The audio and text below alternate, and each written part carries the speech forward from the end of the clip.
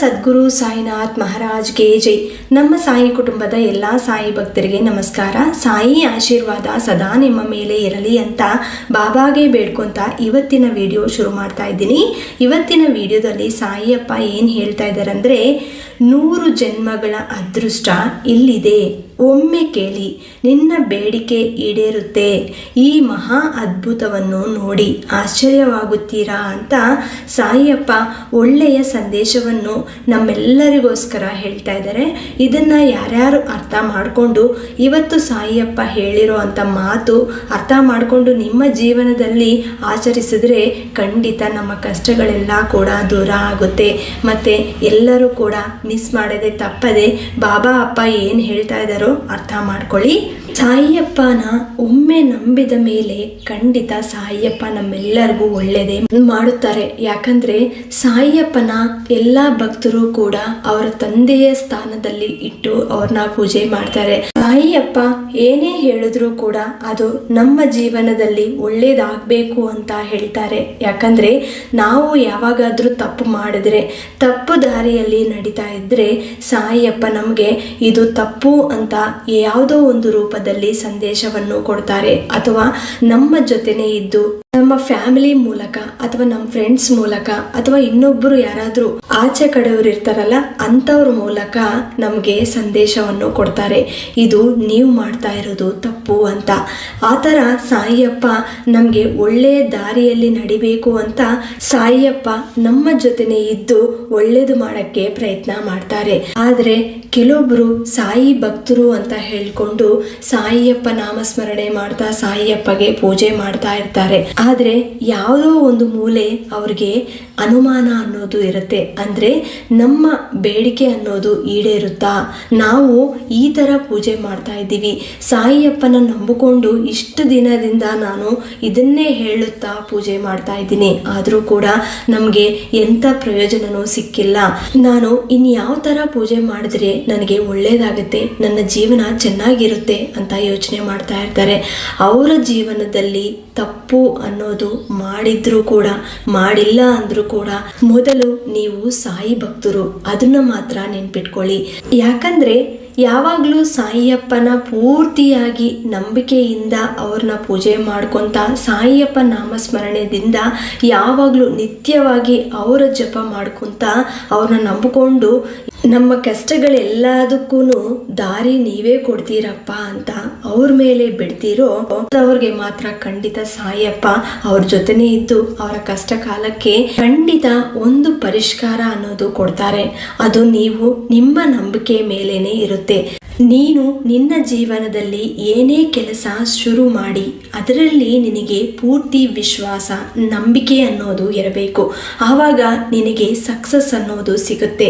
ಮಗು, ಒಂದು ಮಾತ್ರ ನೆನಪಿಟ್ಟುಕೋ, ಮಾನವನು ಜೀವನದಲ್ಲಿ ಮೇಲೆ ಬರಲು ಯಾವ ಪದವಿ ಅವಶ್ಯಕತೆ ಇಲ್ಲ.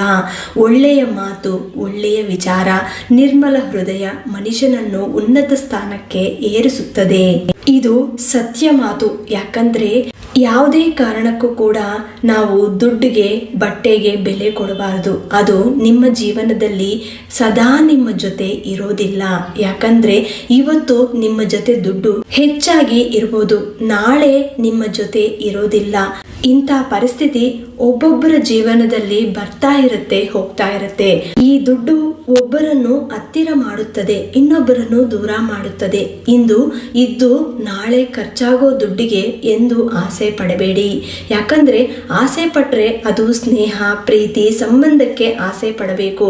ಯಾಕಂದ್ರೆ ದುಡ್ಡಿನಿಂದ ಕೆಲವನ್ನು ಮಾತ್ರ ಕೊಳ್ಳಬಹುದು, ಎಲ್ಲವನ್ನು ಎಲ್ಲರನ್ನೂ ಅಲ್ಲ. ನೀವು ಇದನ್ನ ನಿಮ್ಮ ಮನಸ್ಸಿನಲ್ಲಿ ಯಾವಾಗಲೂ ನೆನಪಿಟ್ಕೋಬೇಕು. ಮಗು, ಈ ಸತ್ಯ ಲೋಕದಲ್ಲಿ ನಿನಗೆ ಜೀವನದಲ್ಲಿ ಯಾವುದು ಸಿಕ್ಕಿದೆಯೋ ಅದೇ ನಿನಗೆ ಒಳ್ಳೆಯದು ಮಾಡುತ್ತೆ. ನಿನಗೆ ಅದು ಅರ್ಥವಾಗದೆ ಇರಬಹುದು, ಆದರೆ ಕೊಟ್ಟ ದೇವರಿಗೆ ಎಲ್ಲವೂ ತಿಳಿದಿರುತ್ತದೆ. ಇದು ನಿನ್ನ ಜೀವನಕ್ಕೆ ಒಳ್ಳೆಯದೇ ಮಾಡುತ್ತದೆ. ಹಾಗಾಗಿ ನೀನು ಇದನ್ನ ಸ್ವೀಕರಿಸಲೇಬೇಕು. ಬಾಬಾ, ನನಗಾಗಿ ಯಾರೂ ಇಲ್ಲ, ನಾನು ಈಗ ಒಂಟಿಯಾಗಿದ್ದೀನಿ ಅಂತ ಅಳಬೇಡಿ. ಈ ಸಾಯಿ ಇದ್ದಾರೆ, ನೀನು ಅದನ್ನ ಯೋಚಿಸಬೇಕು. ನಿನ್ನ ಜೊತೆ ಸದಾ ಇರ್ತಾರೆ.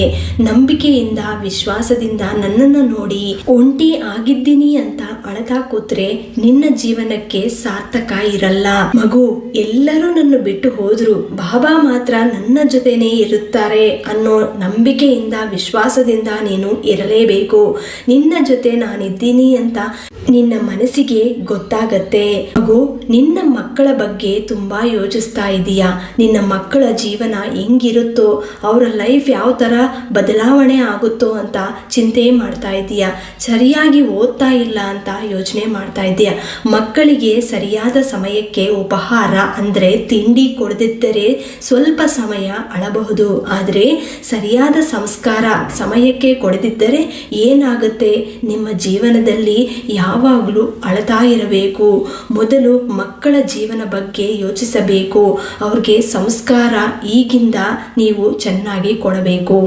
ಈ ಸಾಯಿನ ಪೂರ್ತಿ ವಿಶ್ವಾಸದಿಂದ ಶ್ರದ್ಧೆ ಸಬೂರಿದಿಂದ ಯಾರ್ಯಾರು ನಂಬಿಕೊಂಡಿರ್ತಾರೋ ಅಂಥವರು ನನಗೆ ಕೊಡಬೇಕಾಗಿರೋದು ಒಂದೇ, ನಿಮ್ಮ ಹೃದಯ ಮತ್ತು ಆತ್ಮವನ್ನು ಶರಣಾಗು. ಅದು ನನಗೆ ಕೊಟ್ರೆ ಸಾಕು. ನಿಮ್ಮ ಜೀವನಕ್ಕೆ ಏನೇನು ಬೇಕೋ, ಏನ್ ಕೊಟ್ರೆ ನೀನು ಸಂತೋಷವಾಗಿ ಇರ್ತೀಯೋ ಅದನ್ನ ಮಾತ್ರ ನಾನು ಕೊಡಕ್ಕೆ ಇಷ್ಟಪಡ್ತೀನಿ. ಮಗು, ಇವತ್ತು ನಾನು ಕೊಟ್ಟಿರುವಂತ ಪೂರ್ತಿ ಸಂದೇಶವನ್ನು ಅರ್ಥ ಮಾಡಿಕೊಂಡು ನಿಮ್ಮ ಜೀವನದಲ್ಲಿ ಆಚರಿಸಿ. 100 ಜನ್ಮಗಳ ಅದೃಷ್ಟ ನಿನ್ನ ಕಣ್ಣ ಮುಂದೆ ನಾನು ತೋರಿಸ್ತೀನಿ. ನಿನ್ನ ಬೇಡಿಕೆಗಳೆಲ್ಲ ಕೂಡ ಈಡೇರುತ್ತೆ.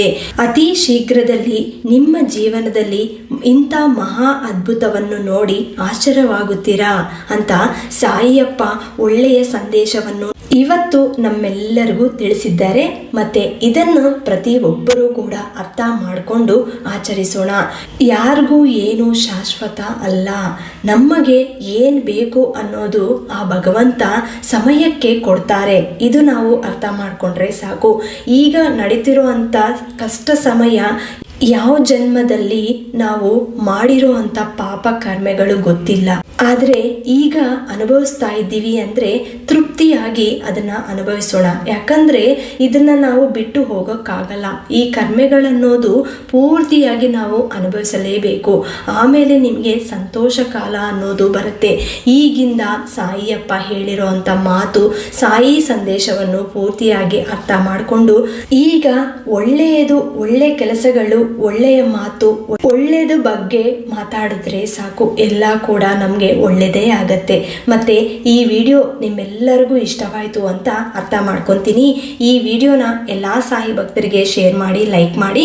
ಹೊಸದಾಗಿ ನಮ್ಮ ಚಾನಲ್ನ ವೀಕ್ಷಿಸುತ್ತಿದ್ದವರು ದಯವಿಟ್ಟು ಸಬ್ಸ್ಕ್ರೈಬ್ ಮಾಡಿಕೊಂಡು ಸಪೋರ್ಟ್ ಮಾಡಿ. ಮತ್ತೆ ಇನ್ನೊಂದು ವಿಡಿಯೋದಲ್ಲಿ ಭೇಟಿ ಆಗ್ತೀನಿ. ಅಲ್ಲಿವರೆಗೂ ನಮಸ್ಕಾರ. ಸರ್ವೇ ಜನ ಸುಖಿನೋ ಭವಂತು. ಜೈ ಸಾಯಿರಾಮ್.